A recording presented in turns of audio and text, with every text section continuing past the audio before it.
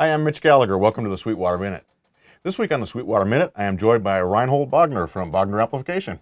Thank you for coming in. Appreciate you being here. Thanks for having me. Absolutely. Now, you were here demonstrating some of your amplifiers for the sales engineer. You're going to be here throughout the day, I think, Absolutely, letting people try things out. Yeah, that's wonderful. Now, you got into the business, you were born in Germany, correct? Right. And were you building amplifiers there and working on things at that point as well? Well, yeah, as I grew up, as I told you earlier in the demonstration, I grew up with electronics all around me. My father, being engineer, collecting tube radios from the early 1900s.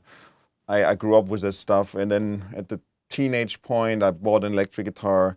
Didn't have money to buy an amplifier, and started putting some parts for my father together and tinkered around with stuff and basically just like learned by doing. I mean, I'm not so much a book reader. I like to read books, but like I'm more like hands-on.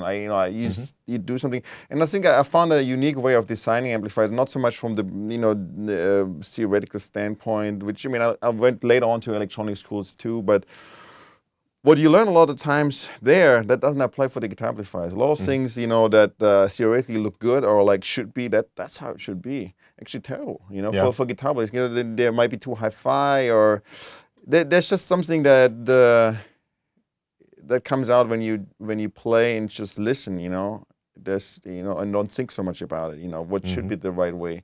Just try a lot of things, and I'm doing this trying now for almost 30 years, and that's my unique approach of designing. It's very much like a trial and error, Of course, now I know a lot of things like what work and what won't work, but I still like try, always like start from scratch, like questioning everything again, and then. The thing is, like, people ask me, like, what's the secret in your design and stuff? And it's like, yes, I didn't reinvent the basic amplifier schematic in a way, like I didn't reinvent the wheel or something, but there's like little things. It's not like, this is the secret and this little thing here. Right. It's like all those little things, like paying attention to detail and listening to it. And then, if one change here affects something over there, and it makes no sense from the school learning. Right. It's like, that shouldn't be. But, you can hear it, you can feel it. It's like, it's different, so everything. So, like, if you change something here, you have to, check everything again, Because you might be now, this change might affect this one, and you want to adjust this one now to make it even better. So, that's kind of how I approach it. So what really matters is what sounds good, not what's technically correct. Absolutely. It's like of course, the text come in, the technical knowledge comes in when it comes to being reliable design, so it doesn't break down and stuff. But it's like, hey, an amplifier, has to be reliable and has to sound good. Otherwise, who cares, Right. What's the point? Right. So like, and the sound also including the feel, which is something I more and more pay attention to. In the early days, I did it more for myself, and I like a certain feel. But I learned like that a lot of people like different feels, and it's like things I pay more and more attention are also the feelings, and like so it's easy to play or something like that, which it's also very personal, of course, what it is. But so like sound and feel, it's kind of part of the instrument. It's like Sure. So sure, the amplifier is as much of the sound as the guitar is. Yeah, electric guitar is like one big thing, So right. Yeah. So in the late '80s, you moved to Los Angeles. '89, yeah, I was like 22 years old, very bad English. On the recommendations of the musicians I met, they were touring through Europe, like big players like Gary Moore, Cancer, Steve Morris come to my mind, Living Colour, Vernon Reid. They all suggest I should go to LA, But like that was before the internet came on, and it was like, now it seems the world seems so small. But back then, don't speak much English. It's like, what? But like I just worked with a lot of then big people in Europe, and it seemed like it's like there's not much room to grow. Like the rock and roll business is not that big in Germany. We have the heavy metal scene, or had it back then, but on a professional level.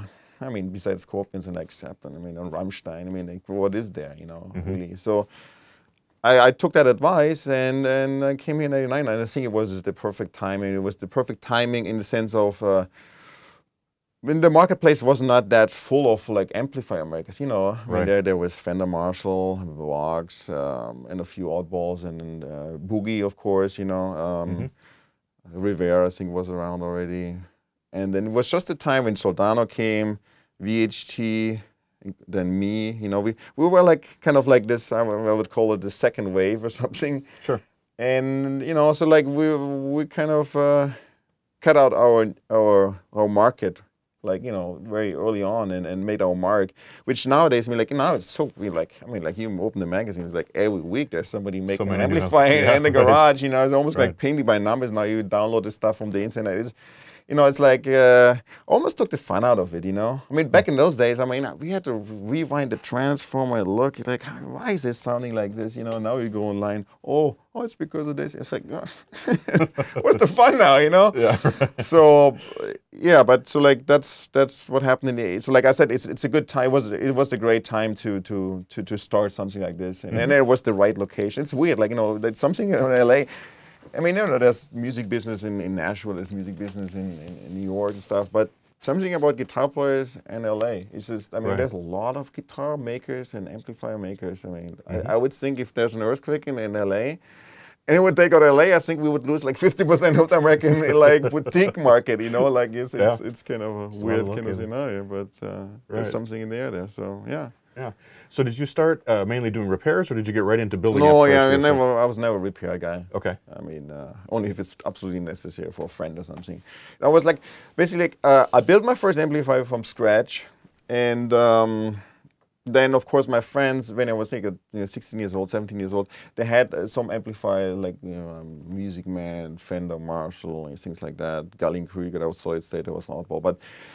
You know, they didn't have money to buy some or like make something from scratch. So like I used their designs and, you know, destroyed a lot of Plexi Marshalls and stuff like this back in the days. Like I was like, wow, there's no gain. Like, you know, it's like you know, like, of course now like terrible thing to do, right? Right. But so like it started out like that, and then when I went to America, I hooked up with Andy Brow, the studio rentals, and you know, he knew all those guys: Van Halen, Steve Stevens, Steve Vai, Eric Johnson, blah blah blah. I dealt with all those guys, and then became very clear we should make our own amplifiers. And I started making, like within a year, the first preamplifier, which was called Triple Giant, the original Bogner Triple Giant. We only made 25 of those. Then Hafler bought the design, totally hacked it, and mass-produced it. It's not, you know, they're not even close, you know. And I did a preamp back then because, first of all, it was easier, you know, just to do a preamp than a whole amp. And it was the market, you know. Back then it was the racks. Rack systems, right. And so, you know, it was the right time to do that, and that's how I started. And then, you know, the next amplifier was then the Fish, which was we made 200 pieces of that, so, you know, of the preamp, and then came the Ecstasy, and then from then on we only made amps, you know, full amps, you know, like. Right, and now you have a very full line. Oh yeah. You know, like I think now we pretty much covered all the aspects from like, you know, from the very like metally, like over gainy to the clean, vintagey. And you know, I also try to keep the line very clean in the sense of like, I try to cover everything, but I also like to not cover it too much, you know, because like sometimes you have like brands that have so many amplifiers, but there's too much overlap, and it makes it hard for the sales guy to like, you know, pick which amplifier. When there's like 3 of them, they're like kind of like they do kind of the same thing. Like, you know, which one should I stock, which one should I sell, and which one does the customer want? Yeah, and of course, I mean, there's always the one you don't have, you know. Sure. So I try to keep it as clean as possible and very distinct, you know, like this amplifier is for this kind of guy. And then, you know, there's a little bit overlap, and then there's this amplifier, you know. It's not so like, well, there's like 3 choices for this kind of guy. It's, you know, I think. Right. So some of the new models you come out with include the Goldfinger. Can you tell us a little bit about that amplifier? Yeah, Goldfinger came out of thinking, what can we do? Like, what, you know, what, I mean, I don't want to say we're known for, or like, you know, like we only do, but, you know, we're definitely known for the high gain stuff. We're known for the channel switching, flexible amplifiers. So like the department where we're not so known for is vintage amps. We made like, you know, like very vintage sounding amps, like long time ago, like Caveman comes to mind, Metropolis. But, you know, and also like, I don't like to copy, like, you know, for example, like, you know, like make a JTM45 copy or something like this. It's like, Right. dude, there's so much on the market. It's already there. So I like to do something unique with it. I love the old amplifiers, you know, of course. So like I try to come up with something. Okay, I like the old amplifiers, but what can't you get? And to me it was like the flexibility. You can get, you know, having effects integrated into the old amplifiers that well, and channel switching, things like this. So like basically I want to give you the experience of an old amplifier, or like a bunch of old amplifiers in one box with the integration of effects, which, you know, this amplifier has 2 loops, one in front of the amp, one in between, and a quite flexible like American section, American voiced vintage amps, and then British voiced vintage amps.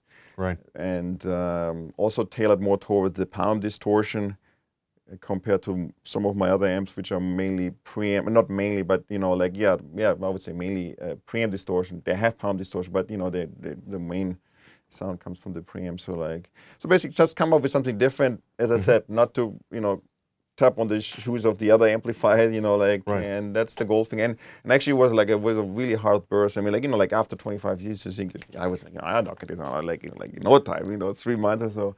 It took me 2.5 years, like, you know, it's just, sometimes you just, you know, I did at some points, yeah, I was like, man, did I lose it? I really was like, why is it taking so long? Actually, you know, so it was a hard burst. I'm really proud of it. I really like this amplifier. I think it's really unique, and also the cosmetics, I think, reflect that. Some people hate it, some people love it. Sure. I'm just like a little bit tired of everything looking like a Marshall or like a Fender or like a Vox, and I learned like through the years that the guitar players are somewhat conservative people, you know, which is not the thing you would think first, you know, like you think rock and roll, like everything. No, but they are, you know. It's like, you know, if you go too far, too many knobs or too crazy cosmetics, if it's too far from where you come from, you know, where you grew up with, they don't accept it. Bass players are different in that aspect. Yeah. So, and in that way, I wanted to keep a little bit of the vintage thing. That I don't choose the big knobs, analog, you know, but I designed a faceplate and things a little bit different, that, you know, so you have a little bit of the old stuff, but also something unique, you know. So, and some people hate it, you know, but I love it, and I think it's something, you know, just... Yeah, I think it's a great looking amp. It has a little different covering on it, kind of a texture to it. It's actually, the covering is like what we use in our stock. We started with this amplifier, but this is now our standard Tolex called Comet. Right. Then you have the Alchemist line. Yeah, the Alchemist line, you know, that's very oddball. I mean, this is in a collaboration with Line 6. No, I did some designs with Line 6, which is basically like a Line 6 amplifier, you know, that has modeling. Not the Alchemist, but, you know, they have the Spider and they have now the DT50, sure. Yes, which is basically modeling front-end digital with a tube amp, power amp, you know, which I designed, you know. They have that, works very well for them, sells quite a bit, I guess. And the Alchemist line was like Bogner brand, you know, like it says big Bogner on the front, and it was made in China. And the idea was like to make an amplifier that's a little bit more affordable, and because, you know, we can't make amplifiers under $1,000 in US. At least I can't. You know, there's some people who might be able to pull it off, but I mean, it's not the way we operate. You know, we are a very small company. It's not, you know, it's not possible. So like the idea was like to offer something that, you know, that people can afford, and also the amplifier is like voiced a little bit different than my other amplifiers. That, you know, it's like a little bit more American than most of my other amplifiers are more British. I mean, there's some American ones too, but so it's a great amplifier for the money. I think it's fantastic. You know? Right. Yeah, it's very popular. Yeah, it sounds good. So great. Reinhold, thanks so much for coming in. We appreciate you spending some time with us. Yeah.